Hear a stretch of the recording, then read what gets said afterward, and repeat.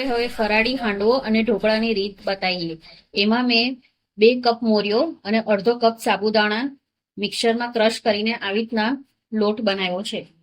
એ લોટમાં 1 કપ લોટમાં અડધો કપ છાશ નાખી છે. આપણે અડધી વાટકી છાશ નાખી પછી એમાં અડધી વાટકી પાણી નાખી અને મિશ્રણને એક સરખું કરવાનું અને અડધો કલાક સુધી રેસ્ટ આપવાનો. મીઠું, મરચું અને આદું નાખ્યા પછી એને એક સરખું હલાવી ને ઈનો નાખવાનો એમાં 1/2 ટીસ્પૂન. આપણે એક પેનમાં પાણી ગરમ કરવા મૂક્યું છે અને એક થાળીને ગરમ થવા મૂકી દેવાનું.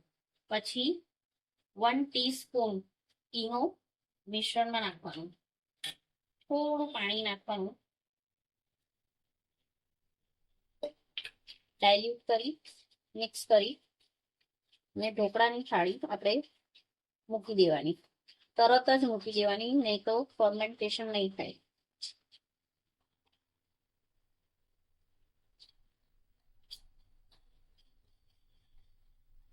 હવે ઉપરથી મરિયા ભભરાવીને થાળીને સ્ટીમ કરવા મૂકી દેવાની.